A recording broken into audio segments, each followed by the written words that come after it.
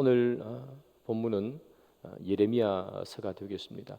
우리가 함께 예레미야서를 읽었는데요. 오늘 본문에 보면 예레미야가 조금 충격적인 그런 고백, 충격적인 말을 하는 장면이 오늘 본문에 있습니다. 우리 20장 7절인데 우리 함께 같이 한번 읽어보겠습니다. 시작. 여호와여, 주께서 나를 권유하심으로 내가 그 권유를 받았사오며 주께서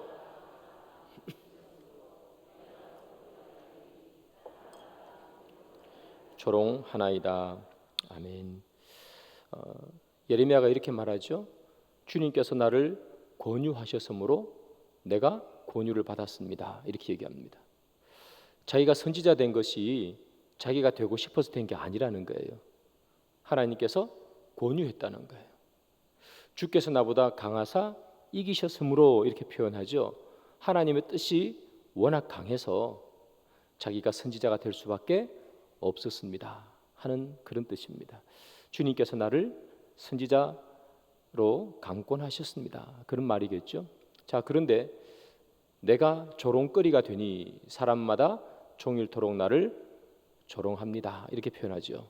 하나님께서 나를 강권해서 선지자가 되게 하셨고, 내가 선지자가 되려는 의지보다 하나님 의지가 훨씬 강해서 내가 선지자가 되었는데, 주님, 내가 이게 뭡니까?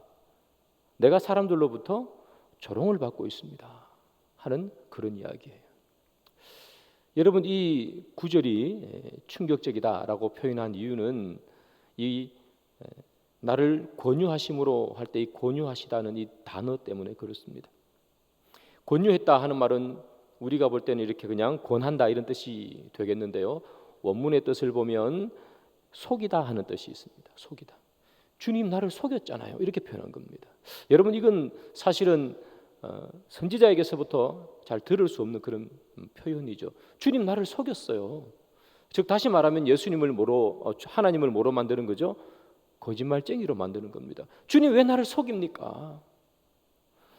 나를 속여가지고 선지자 만들어 놓고 나 지금 이렇게 조롱당하려고 하게 만들려고 선지자 만든 겁니까? 지금 이렇게 얘기하는 그런 뉘앙스죠. 그런데 더 충격적인 것은요, 나를 권유하다 할 때 이 권유하다의 뜻이 속이다는 뜻 말고 또 다른 뜻이 있습니다. 유혹하다라는 뜻이 있습니다. 유혹하다. 그래서 어떤 신학자는 방금 읽었던 저 구절을 남자가 여자를 말로 잘 구슬려 가지고 강간한 그런 표현이다, 그런 이미지를 가지고 있다, 그렇게 표현하는 거예요.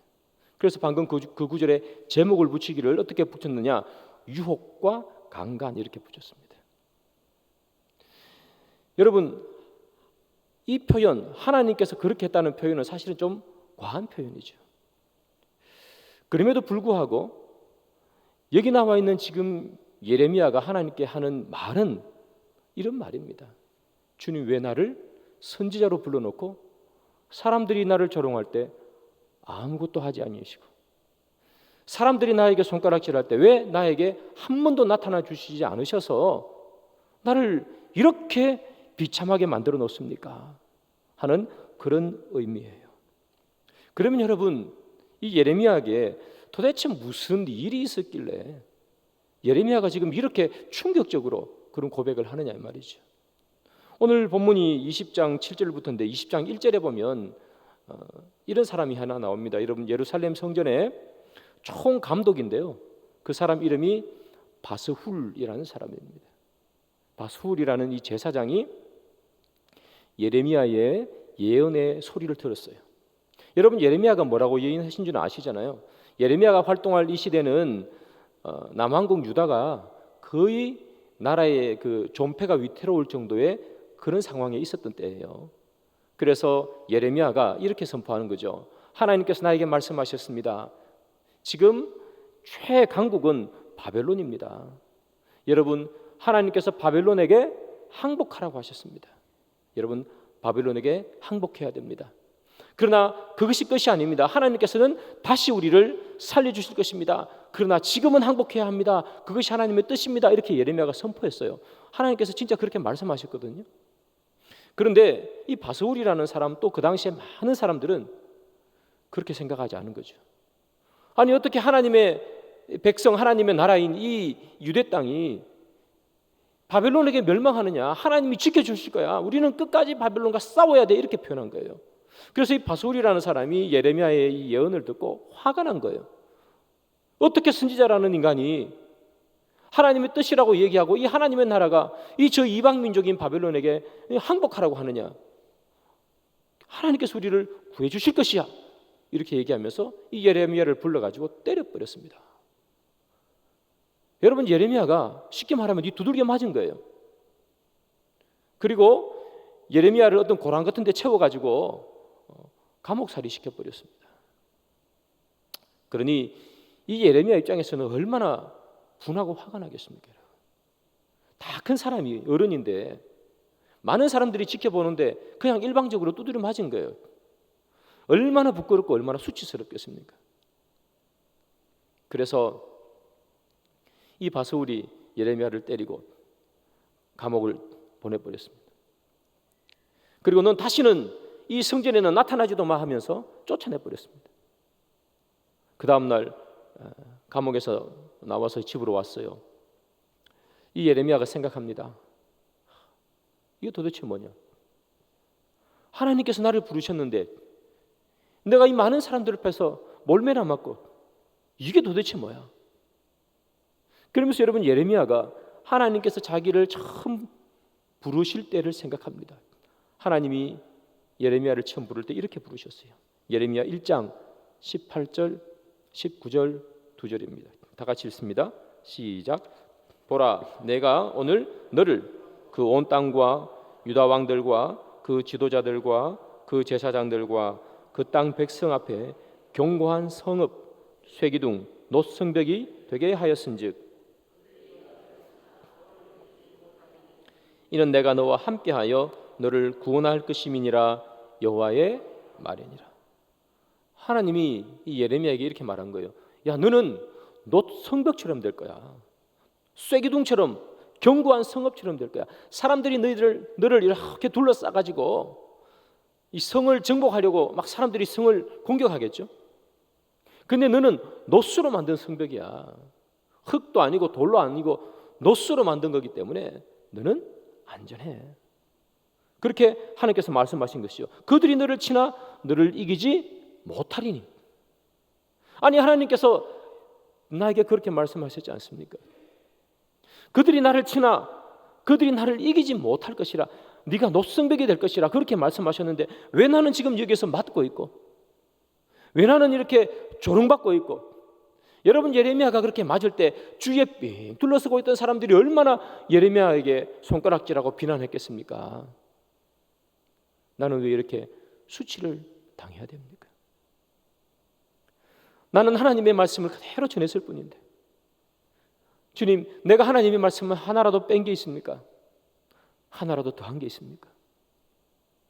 근데 왜 나는 하나님의 말씀을 그대로 선포하는데 이 아픔과 이 고통과 이 고난을 당해야 됩니까? 주님, 왜 나를 속이셨습니까? 나를 부를 때는 놋성벽처럼 부른다고 하셔놓고 왜 나는 이렇게 사람들 앞에 조롱거리가 돼야 됩니까? 그렇게 말한 거예요. 예레미야의 심정을 여러분 아시겠습니까? 예레미야가 믿음이 없어 이런 말을 한 건 아니겠죠. 정말 예레미야가 하나님 앞에 화나서 분노의 소리를 지른 것도 아닐 것입니다. 선지자가 되어 주의 말씀을 선포하는데 그에게 오는 조롱과 비난이 때로는 힘들어 그런 말을 했겠죠. 사랑하는 여러분, 예수님도 이와 비슷한 고백을 하세요. 이렇게 말씀하시잖아요. 엘리 엘리 라마 사박다니. 하나님, 어찌하여 나를 버립니까? 그렇게 말하잖아요. 왜 나를 버리십니까? 내가 이 땅의 공생애를 시작할 때 주님 나에게 말씀하셨지 않습니까? 이는 내 사랑하는 아들이요 내 기뻐하는 자라. 주님 그렇게 말하셨는데 왜 내가 십자가를 질 때 나를 쳐다보지 않습니까? 왜 사람들이 나를 희롱할 때 왜 나를 쳐다봐 주지 않습니까? 왜 나를 버리십니까? 주님께서 하신 말씀이시죠. 사랑하는 여러분, 진리를 선포하고 빛과 생명의 길을 선포할 때 때로 고난의 아픔들이 찾아옵니다. 그 고난의 아픔은 때로는 사람이 견디기 너무 힘들어서 예레미야처럼 이렇게 하나님 앞에 토로하는 그런 아픔의 때가 오기도 합니다. 오늘 본문에 보면 여러분, 예레미야가 잘못한 게 뭐 하나도 없지 않습니까? 그저 하나님의 말씀을 선포했을 뿐인데 그런 조롱거리가 되었습니다. 그렇다고 여러분, 그가 조롱거리가 되었어도 좋습니다. 내가 하나 조롱거리가 되어서 내가 전하는 말씀이 사람들 앞에 선포가 되고 그 말을 듣고 사람들이 하나님의 말씀을 듣고 따라하면 그래, 내 하나 조롱거리가 되어도 괜찮아, 그렇게 생각할 수 있을 텐데, 여러분, 예레미야가 선포한 그 말씀을 사람들이 듣습니까? 어림도 없습니다. 예레미야의 이야기를 귀담아 듣는 사람 아무도 없습니다. 예레미야가 선포했지 않습니까? 바벨론에게 항복하십시오. 그런데 그 아무도 그 이야기를 듣지 않아요. 그래서 끝까지 바벨론과 싸웁니다. 그러다가 이 유다의 왕은 이 시드기야, 저 바벨론에 끌려가가지고 눈알이 뽑힙니다, 여러분. 그리고 나라는 망하고 나라는 완전히 쑥대밭이 되고 백성들은 다 바벨론으로 끌려가 버렸습니다. 그러면 예레미야는 도대체 뭐하러 예언했냐 이 말이죠. 본인이 그런 조롱을 받고 그런 비난을 받으면서까지도 하나님의 말씀을 선포했으면 백성들이 돌이키기라도 하면 마음의 기쁨이라도 있겠죠. 근데 백성들은 돌이키지도 않습니다. 그렇다고 뭐 자기가 존경받는 선지자가 되었습니까? 사람들로부터 조롱받는 사람이 되었지 않습니까? 된 게 아무것도 없단 말이에요. 된 게 백성이 바뀐 것도 아니고 자기가 존경받는 것도 아니고 자기는 여전히 조롱받고 백성들은 하나도 안 바뀝니다. 사랑하는 여러분, 예수님도 그 일을 감당하지 않았습니까? 예수님께서 이 땅에 오셔서 복음의 말씀을 전했습니다. 사람들이 변합니까? 사람들이 변합니까? 오히려 예수를 잡아서 죽이지 않습니까? 예수님은 그 많은 무도한 사람들이 바라바를 대신해서 죽이라는 그 소리 때문에 십자가에 달려서 죽습니다. 그 예수님의 십자가 밑에 있는 많은 사람들은 예수님을 희롱하고 조롱했습니다. 예수님이 머리 위에 관을 세우고, 가시관이죠. 예수님의 옷을 제비뽑기하고, 예수님이 십자가를 지고 갈 때 많은 사람들이 돌도 던지고 침도 뱉었겠죠. 무엇이 도대체 한 게 있습니까? 예수님은 조롱당하고 예수님은 모욕당하시고 그는 돌아가셨습니다.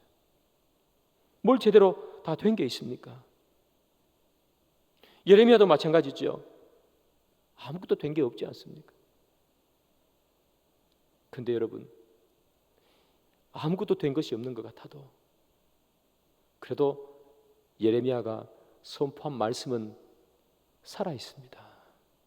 왜냐하면 그 말씀은 예레미야의 말이 아니라 하나님의 말씀이기 때문입니다. 하나님께서 예레미야를 조롱거리가 되고 비난거리가 되어도 그를 선지자로 뽑아 주의 사역을 감당시킨 것은 예레미야가 아니면 그 사역을 감당할 수 없었기 때문입니다. 사람들의 비난과 사람들의 욕을 먹어도 하나님의 말씀은 선포해야 됐기 때문에, 주의 말씀은 선포해야 되는데 예레미야가 아니면 그 누구도 그 말씀을 선포할 사람이 없었던 것이죠. 그 역할을 가장 잘할 수 있었던 사람, 그게 바로 예레미야였습니다. 예레미야가 선포한 그 말씀은 그 당시에는 아무도 귀담아 듣지 않고 다 죽은 것 같았지만, 그러나 그 말씀은 하나님의 말씀, 진리의 말씀이었기에 지금도 살아있어서 하나님의 말씀에 기록된 것이고 지금도 살아있어서 우리의 마음을 뜨겁게 하는 것이고, 예레미야의 말씀은 수천 년을 흘러와 죽지 않고 살아있는 것이죠. 그 말씀을 선포할 사람, 그 사람이 필요했던 것입니다. 예수님도 마찬가지죠.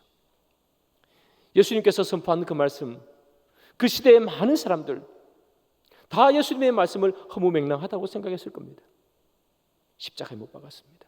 어떻게 저런 무도한 말을 할 수 있느냐라고 생각했겠죠.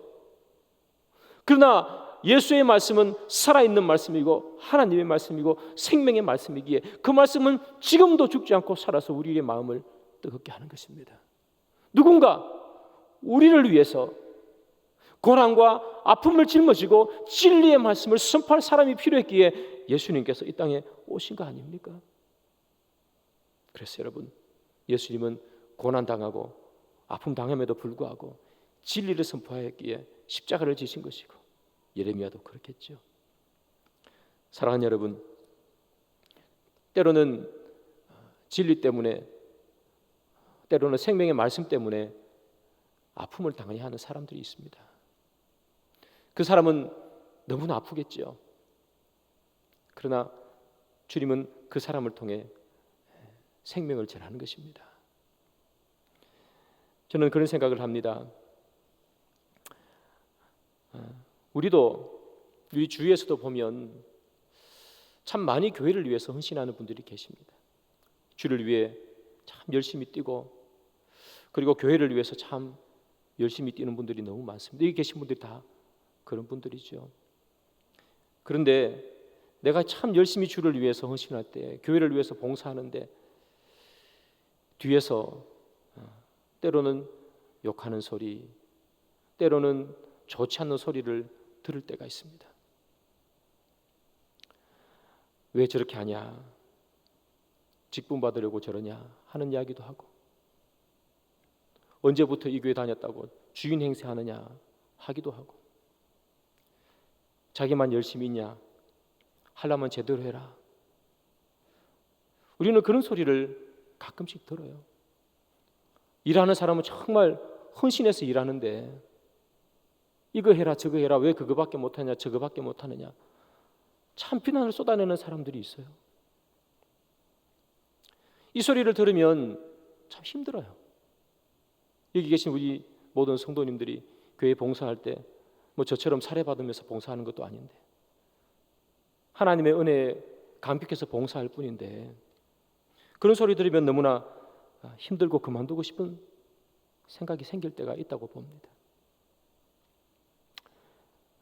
그럼에도 불구하고 나에게 그 직분을 맡긴 것은 여러분들이 그런 소리를 들음에도 불구하고 그 사명을 감당할 수밖에 없는 사람이고, 그 사명을 감당할 힘이 있기 때문에 주님은 여러분들에게 그 사명을 주셨다, 저는 그렇게 생각합니다. 사랑하는 여러분, 때로 우리가 정말 열심히 충성하고 열심히 교회를 위해서 뛰는데 오해의 소리들 또는 비난의 소리를 들을 때 답답하지 않습니까? 그러나 이렇게 생각하시면 좋겠습니다. 주님이 나 이외에는 그 일을 맡길 사람이 없었기 때문에 주신 것 아닌가. 사랑하는 여러분, 저는 여러분들에게 이런 말씀을 드리고 싶습니다. 정말 열심히, 오늘 여기 나오는 예레미야도 마찬가지지 않습니까? 열심히 주를 위해서 섬길 때 부족한 게 보여도 비난하지 맙시다. 내가 못하는 일을 하지 않습니까? 내가 안 하는 일을 하지 않습니까? 나보고 하라면 할 수 있겠습니까? 나는 힘들어서 안 하고 귀찮아서 안 하고 바빠서 안 하고 나는 안 하는데, 그 사람은 나 대신 그 일을 하는 것 아닙니까? 그래서 우리가 뒤에서 비난하고 욕하는 사람 되지 맙시다. 차라리 욕먹어도 앞에서 일하는 사람이 됩시다. 오늘 예레미야는 그 심정 그 마음으로 주의 사명 감당한 거예요. 여러분, 바수훌이 뭐라 그랬습니까? 예레미야에게 네가 선지자야, 똑바로 해, 그렇게 얘기하지 않습니까? 예레미야는 그런 조롱을 받고도 어떻게 합니까? 그래도 이게 내 사명이지. 나중에 보면 여러분, 이 예레미야가 하나님께 찬양하는 내용이 나와요. 그냥 감당해요 그 일을. 누가 복 받습니까 여러분? 욕하는 사람이 복 받습니까? 욕먹어도 일을 감당해내는 사람이 복 받습니까? 저는 우리 교회가 지금까지 이렇게 아름답게 성장해 온 것은 정말 많은 분들이 헌신하고 봉사했기 때문이라고 믿습니다. 헌신하고 봉사하는데 사람들이 이 말 저 말 왜 한마디 말을 안 붙였겠습니까? 그럼에도 불구하고 하나님만 보고 열심히 달려왔기에, 그런 우리 믿음의 선배들이 있기에 이만큼 성장한 겁니다. 여기 우리 원로 장로님들도 다 계시고 또 권사님들도 계시지만 그런 분들이 다 헌신하고 땀 흘려서 이곳에 온 거예요. 그래서 여러분, 우리는 누군가 뭔가를 위해서 일할 때 우리는 축복해야 됩니다. 내가 못하는 것에 대해서 감사하셔야 됩니다. 여러분, 예레미야처럼 하라면 여러분 하실 수 있겠습니까? 저도 못할 거 아닙니까? 그래서 우리가 정말 주를 위해 열심히 뛸 때 축복하고 감사하고 그런 분들이 다 되기를 소망합니다. 예레미야는요, 하나님께 항변했습니다. 답답해서, 주님, 나는 열심히 일하는데 왜 내가 욕을 먹어야 됩니까? 내가 주님 못한 게 뭐가 있습니까? 내가 이렇게 열심히 하는데 왜 저들은 나를 조롱합니까? 그렇게 얘기합니다. 그래서 이 예레미야가 뭐라고 얘기하는가 하면, 하나님, 내가 하나님 말씀 이제 안 선포하겠습니다. 내가 이렇게 조롱받을 바에야 난 안 하겠습니다. 그렇게 선포해요.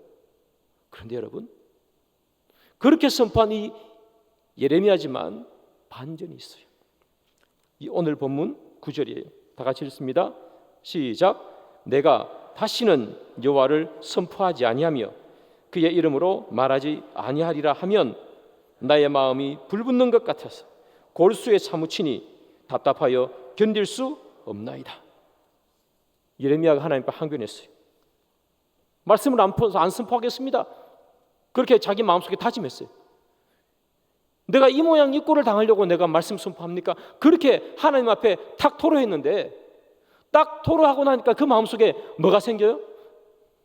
마음이 불붙었다니. 마음이 불붙었어요. 골수에 사무쳤다는 거예요. 마음에 불이 붙고 골수에 사무쳤다는 얘기는 이런 얘기입니다. 내가 하나님의 말씀을 백성들에게 이제 더 이상 선포 안 할래, 이렇게 딱 마음을 가졌더니 하나님의 말씀을 선포 안 하면 그 사람들이 하나님의 말씀을 못 듣잖아요. 그 많은 사람들 중에 그래도 한두 명이라도 하나님의 말씀을 듣고 귀 기울이는 사람이 있을 거 아니에요. 그러면 내가 말씀을 선포 안 하면 그 사람조차도 심판받을 거 아닙니까? 그것을 생각하니 마음이 어때요? 불붙었다는 거예요. 그래서 답답해서 견딜 수가 없다는 거예요. 주님, 내가 말씀을 선포하지 않으려니, 내 말씀을 듣고 돌이킬 사람이 있는데 그 사람을 생각하니 내가 답답해서 내가 하나님의 말씀을 선포하지 않을 수가 없습니다. 저들이 조롱해도, 저들이 나를 때려도, 그래서 내가 수치스러워도, 그래도 주님, 그 한 영혼을 보고, 하나님의 말씀을 듣고 돌이킬 한 영혼을 보고 내가 수치를 감당하고, 내가 조롱을 감당하고, 핍박과 고난을 감당하고 내가 하나님 말씀을 선포하겠습니다. 그게 마음이 불이 붙고 골수에 사무쳐서 답답하다 하는 표현입니다. 예수의 심정이 그런 것 아니겠습니까, 여러분? 예수님의 심정. 예수님이 이렇게 말씀하시잖아요. 하나님, 이 잔이 나에게 너무나 무겁습니다. 이 잔을 주님 옮겨주십시오. 그런데 주님의 뜻대로 하십시오. 주님의 뜻대로 하십시오. 무슨 뜻입니까? 십자가라는 것이 인생을 가진 예수님에게도 너무 힘들지만 이것을 떠나버리려니까 정말 불쌍한 우리 영혼, 이 세상에 아무것도 모르고 그저 이 세상이 전부인 줄 알고 아둥바둥하며 살아가며 네 것 내 것 빼앗으려고 서로 싸움하고 살아가는 이 백성들이 너무나 영혼이 불쌍하더라는 거예요. 주님, 저들이 목자 없는 양처럼 저렇게 떠도는 것이 너무나 불쌍합니다. 나는 이 십자가를 가능하면 지고 싶지 않지만 저렇게 진리를 몰라서 이 땅이 전부인 양 아둥바둥하며 살아가는 저 영혼들이 주님 너무나 불쌍합니다. 그래서 내 뜻대로 마시고 주님 뜻대로 하옵소서. 주님의 뜻이라면 내가 저들을 위해서 이 십자가를 지겠습니다. 그렇게 말하는 거죠. 여러분, 예수님께서 어차피 죽으면 3일 뒤에 다시 살아나는데 이렇게 여러분 쉽게 생각해가지고 예수님 돌아가신 거 아닙니다. 우리를 불쌍히 여겼습니다. 우리를 향해 마음이 불붙는 것 같았습니다. 십자가를 지지 않으려니 우리를 생각하니까 잠이 안 옵니다. 그래서 예수님 생각합니다. 그래, 차라리 내가 아프고 말지. 차라리 내가 아프고 말지. 우리 부모님들 그렇지 않습니까? 우리 아이들이 아파요. 아이들이 아파서 밤새 열이 나고 잠도 제대로 못 자면 엄마 아빠의 심정이 그거 아닙니까? 차라리 내가 아팠으면 좋겠다. 차라리 내가 아프고 말지 얘가 왜 아파야 되느냐? 우리 주님의 심정 아닙니까? 내가 저들을 살릴 수만 있으면 차라리 내가 조롱과 비난을 받고 말지. 그래서 예수님은 십자가에서 묵묵히 그들의 희롱과 조롱을 참아냈습니다. 사랑하는 여러분, 그렇게 해서 우리의 구원이 완성된 것 줄 믿습니다. 그런 주님께 우리가 감사와 영광을 돌려야 합니다. 우리는 때로는 구원을 너무 쉽게 생각하는 경향이 있습니다. 그냥 내가 예수 믿으면 구원받지, 내가 아멘 하면 구원받지. 그렇지 않습니다. 예수님께서 온갖 조롱과 비난과 고난을 다 받으시고 우리를 향한 그 마음이 그럼에도 불구하고 불붙는 것 같아서 참고 인내하셔서 우리가 받은 구원이라는 사실을 여러분 기억하시기를 바랍니다. 그런 의미에서 여기 나와 예배를 드리고 교회를 헌신하시는 여러분들을 보면 저는 존경스럽다는 말씀을 드립니다. 특별히 우리 이미 은퇴하신 장로님들이 계시고 또 은퇴하신 집사님, 권사님들이 계신데 참 존경한다 하는 말씀을 드립니다. 교회를 40년, 50년 섬겨오시면서 얼마나 많은 이야기들 들으셨겠습니까? 한두 마디 사람들의 입방아에 올라오지 않은 적이 아마 없었을 것입니다. 그럼에도 불구하고 그런 마음고생들, 힘든 마음들 하나님 앞에서 다 이겨내시고 그리고 교회를 섬기시고 지금도 교회를 위해 기도하신 분이 지금 여기 계신 우리 은퇴하신 장로님, 또 권사님, 집사님들이십니다. 또 여기 계셔 예배를 드리고 나오신 우리 모든 우리 성도님들이십니다. 내가 그런 이야기를 들어도 내가 그만두고 싶어도 때로 인간의 심정으로 때려치우고 싶어도 교회를 향해 눈을 들어보니 내 마음이 불붙는 것 같아요. 내가 주일학교 아이들을 가르치면서 때로 사람들 앞에 오해도 받지만 그럼에도 불구하고 주일학교 아이들을 보니까 내 마음이 불붙는 것 같아요. 내가 성가대를 열심히 섬겼는데 사람이 이 말 저 말 다 합니다. 내가 그만 때려치우고 말지라고 해도 내가 교회를 향한 마음, 성가대를 향한 마음을 보니 마음이 불붙는 것 같아요. 그래서 20년, 30년, 40년 봉사하신 분들이 여기 계신 우리 성도님들이십니다. 여기 계신 성도님들이 계시기에 교회는 이만큼 성장할 수 있고 또 이만큼 아름답게 세워질 수 있었습니다. 우리 여기 청년들도 있는데 우리 청년들은 꼭 기억해야 됩니다. 여러분들이 여기서 이렇게 신앙 아름답게 마음껏 예배를 드릴 수 있고 하나님 앞에 마음껏 부르짖을 수 있는 건 다른 게 아니에요. 많은 아픔과 어려움을 인내하고 지금까지도 신앙을 지키고 계시고 교회를 위해서 기도하시는 우리 선배 장로님들, 권사님들, 집사님들 있었기에 지금 우리가 이곳에서 기도하고 찬양하고 할 수 있는 것입니다. 여러분들과 생각이 다르고 또 때로는 옛날 사람, 우리가 흔히 말하는 꼰대 같아도 여러분들이 따라올 수 없는 신앙, 따라올 수 있는 없는 경건을 가지고 계신, 열심을 가지고 계신 분들이 그들이라는 사실을 기억하시고 존경하셔야 됩니다. 사랑하는 여러분, 오늘 예레미야를 보면 그렇습니다. 참 많은 아픔과 어려움을 그의 온몸에 다 가지고 있습니다. 주님 나를 속였습니다. 이 말을 예레미야가 하고 싶어서 한 말이 아닙니다. 너무 힘드니까, 그도 인간이니까 그 조롱과 아픔을 참아내기 힘드니까 그 이야기를 한 겁니다. 그만두고 싶습니다. 안 하고 싶습니다. 안 하고 말지 이거. 나 혼자 예수 잘 믿고 말지. 그런데 예레미야가 마음이 불붙어요. 사랑하는 여러분, 우리가 주를 위해 섬길 때 때로는 이 예레미야 같은 일들이 우리에게 닥칠 수 있습니다. 그러나 예레미야처럼 우리가 행동하기를 바랍니다. 주님, 내 마음이 불붙습니다.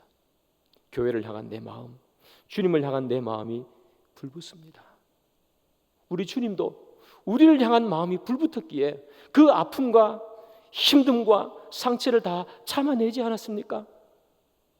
주님, 나에게 다가오는 아픔과 조롱이 있을지라도 참고 인내하시고, 예레미야가 그랬던 것처럼 주님이 그를 위해서 우리를 구원하셨던 것처럼 주님, 우리도 그렇게 하게 도와주십시오. 우리도 믿음의 선배님들이, 여기 장로님들이 다 그렇게 하셨기에 이 교회를 세워오는 것처럼 주님, 우리도 주님 앞에서 그렇게 한평생 살게 도와주십시오. 그렇게 기도하시는 저와 여러분들이 되기를 주님의 이름으로 축복합니다.